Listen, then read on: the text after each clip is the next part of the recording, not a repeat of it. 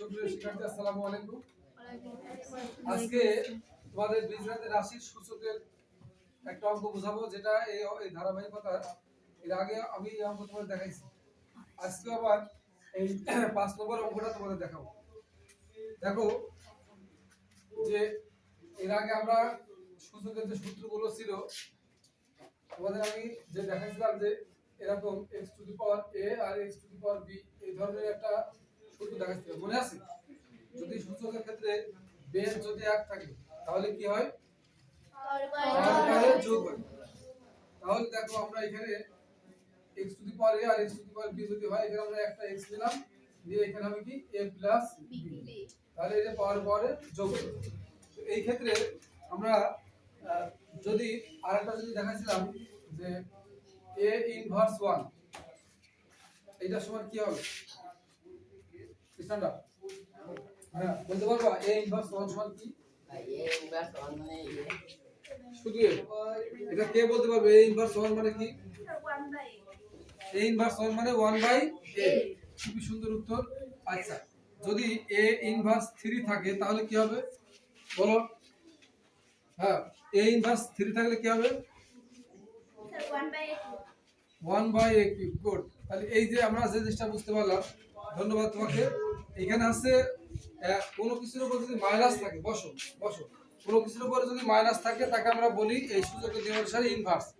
তাহলে ইনভার্স মানে 1/, সেটা যেহেতু আমরা আগে শিখাইছিলাম যে সূচকের নিয়ম অনুসারে যে মাইনাসের সাথে ভাগের সম্পর্ক আর প্লাসের সাথে গুণের সম্পর্ক, ঠিক আছে? তাহলে আমরা a ইনভার্স 1 মানে যদি 1/a হয়, আর a ইনভার্স 3 মানে কি 1/a কিউব। আচ্ছা নীলা বলো তো, তাহলে আছে p ইনভার্স 2 হলে কি হবে? 1/p বলো 1/p এটা আমরা বুঝতে পারলাম যে p ইনভার্স 2 মানে 1/p স্কয়ার। ধন্যবাদ, বসো। তাহলে এখানে এবার দেখো, এবার আমরা এখানে থাকবে আছে 3। এবার সাদিয়া স্টার্ট আপ। সাদিয়া বলো যে x ইনভার্স 2 যদি হয় তাহলে এখানে কি হবে? এই যে এখানে আছে x ইনভার্স 2, তাহলে এখানে কি বসবে? বুঝতে পারছো না? এখানে দেখো a ইনভার্স 1 মানে 1/a, p ইনভার্স 2 মানে 1/p square, a inverse 3 1/a cube. তাহলে x ইনভার্স 2 মানে বলো, বুঝতে পারছো না? কে বলতে পারছে এর ভিতরে? হ্যাঁ বলো। 1/x² 1/x square. বাহ, ভেরি গুড। এটা হবে কি 1/x স্কয়ার। তোমাকে ধন্যবাদ। এবার তাহলে সাদিয়া, এটা কি বুঝতে পারছো তুমি? x ইনভার্স 2 মানে কি 1/x স্কয়ার। তাহলে কি তুমি এটা বলতে পারবে y ইনভার্স 3 মানে কি হবে? এরকম বলো কি হবে? হ্যাঁ, x ইনভার্স 2 মানে 1/x স্কয়ার হয়, তাহলে y ইনভার্স 3 মানে কি হবে?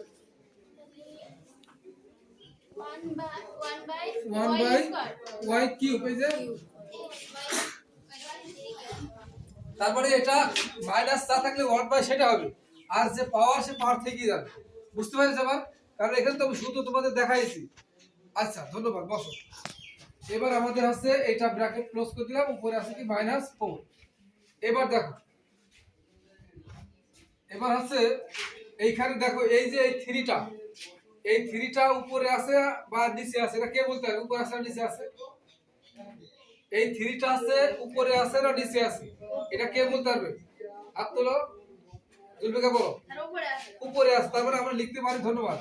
এখানে 3 1 3 3 1 3, তাই না? 3 1 1 গুণ করলে আমরা পাচ্ছি 3/, এখানে পাচ্ছি x স্কয়ার, আর এখানে পাচ্ছি কি y কিউব, আর উপরে আছে কি ইনভার্স 4। ঠিক আছে? এটা কি বোঝা গেছে? আচ্ছা, এইবার আমরা যেহেতু একটা জিনিস শিখলাম যে মেয়েদের ভিতরে, তাজমিন বলো। আচ্ছা তাজমিন, a ইনভার্স 1 মানে 1/a, তারপর আছে a ইনভার্স 3 মানে 1/a কিউব, আর এইটা সব ঠিক আছে। তাহলে এখন যদি a ইনভার্স 4 হয় তাহলে কি বসে বলো তো? 1/a cube. এখানে এই তো 4 আছে, a পাওয়ার 4, 1/a পাওয়ার এখানে আছে একটা জিনিস খেয়াল করো যে যদি আছে a ইনভার্স 1 মানে 1 বাই a কে 1 বাই a হচ্ছে আর a ইনভার্স 3 মানে 1 by a power 3 a inverse p inverse মানে 1 বাই p স্কয়ার এখন যদি a ইনভার্স 4 হয় তাহলে 1 বাই a পাওয়ার 4 হবে না বুঝতে পারছো ব্যাপারটা সেটা বুঝতে পারছো এই নয় এটা বুঝতে পেরেছো এটা কি সমস্যা আছে আচ্ছা এখন একটা জিনিস খেয়াল করো এই একটার উপরে যদি তোমার হচ্ছে a ইনভার্স 4 মানে 1 বাই a পাওয়ার 4 হয় এটা সম্পূর্ণের উপরে ইনভার্স 4 আছে তাহলে আমরা কি লিখতে পারি 1 বাই সম্পূর্ণটা 3 by x square y cube to the power 4 এটা কি বোঝা গেছে এটা কি সব বুঝতে পারছো বসো তাহলে বসো তাহলে আমরা কি পাচ্ছি এই জায়গায় দেখো আমাদের একটু ঝামেলা হচ্ছে যে কিন্তু সূত্র যদি জানা থাকে তাহলে কিন্তু ঝামেলা হবে না এই কিছু নাই লাভি by stand up a inverse 4 মানে 1 বাই 4 এটা কি বুঝতে পেরেছো হ্যাঁ বুঝতে পারোনি তাহলে ক্লাসে তুমি তো মনোযোগ দিচ্ছ না তাহলে হবে এখানে এই সূত্রগুলো কি তুমি দেখেছো খেয়াল করছো না তুমি দাও হ্যাঁ তুমি দাও মমতা আপনি দাও এই যে এখানে এই যে 1 by 3 by x square y cube to the power 4 হলো এটা কিভাবে হলো বুঝতে পেরেছো হ্যাঁ এটা কি বুঝতে মাইনাস করো না মাইনাসের জন্যই তো তোমার আছে 1 বাই এটা হলো হ্যাঁ বুঝলে না এটা আবার আছে এই মাইনাসের 1 বাই এটা আসছে তাহলে এখানে যদি p ইনভার্স 2 মানে 1 বাই p স্কয়ার তাহলে a ইনভার্স 4 মানে 1 বাই a পাওয়ার 4 তাহলে এই যে 1টা তো তোমার এই যে মাইনাসের জন্য আসছে এই মাইনাসের এখন থাকবে না বুঝা গেল ব্যাপারটা আচ্ছা এরকম প্রশ্ন করতে হবে তাহলে আমরা কি পাচ্ছি এই 1 বাই আচ্ছা বসো থ্যাংক ইউ তুমি বসো তুমি কিন্তু বসো এই যে লামিমা ক্লাসে অমনোযোগী স্টুডেন্ট ভালো না এবার তাহলে আমরা এখান থেকে এই ক্যালকুলেশনটা বুঝে নেব এখন দেখো আমি তোমাদের এর আগের ক্লাসে বলছিলাম যে ভগ্নাংশ যদি দুটো থাকে নিচেরটা উল্টিয়ে যায় মনে আছে যেমন ধরো এখানে তোমাদের আগে দেখাইছিলাম a by b by b by a এরকম যদি ভগ্নাংশ থাকে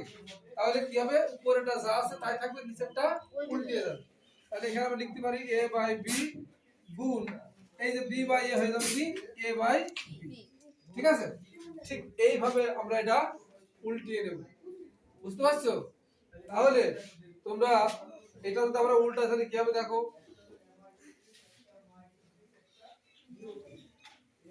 এটা আমরা উল্টিয়ে পাচ্ছি কি এইখানে উপরে 1 থাকলো গুণ এটা উল্টে যাবে কত হইলো আচ্ছা এই 4 দিয়ে যদি গুণ করো তাহলে কি আসছে 3 আচ্ছা তোমার আসছে এখানে পাচ্ছি আসছে তোমার x স্কয়ার আর y কিউব বাই কত 3 এর উল্টি গা উপরে কত পাওয়ার 4 এর 1 এর সাথে গুণ করলে ওটাই আসছে এখানে আছে কি x 4 দুখানে 8 আর y হচ্ছে কত 3 4 এ 12 আর এখানে 3 পাওয়ার 4 আচ্ছা তুমি বলো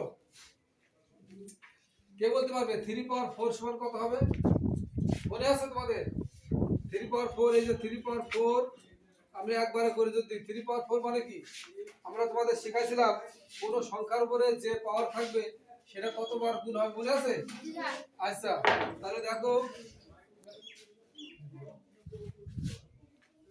3 পাওয়ার 4 মানে হচ্ছে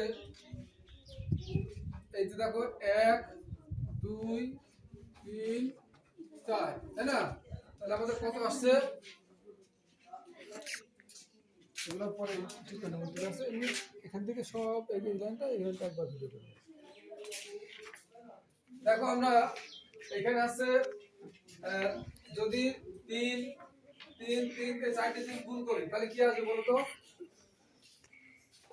3 3 কে 9 3 9 27 3 27 কি কস কত হলো 3 27 কি কস তার মানে আমরা কি বললাম 4 দিয়ে 3 মানে 3 পাওয়ার 4 কে যদি আমরা ই করি ক্যালকুলেশন করি কত হলো 81 3 পাওয়ার 4 মানে কত 81 মনে থাকবে এখন যদি আমরা 2 পাওয়ার 4 5 পাওয়ার 4 এরকম বড় সংখ্যা গুণ করি কোনো সমস্যা হবে হবে না তাহলে এইটা হচ্ছে আমাদের অ্যানসার ঠিক আছে তাহলে এটা আশা করি সবাই বুঝতে পেরেছো অঙ্কটা সবাই তুলে নাও, তারপর আমি যদি আর কোনো বুঝতে পারছি না তখন আমি বোঝা দেবো।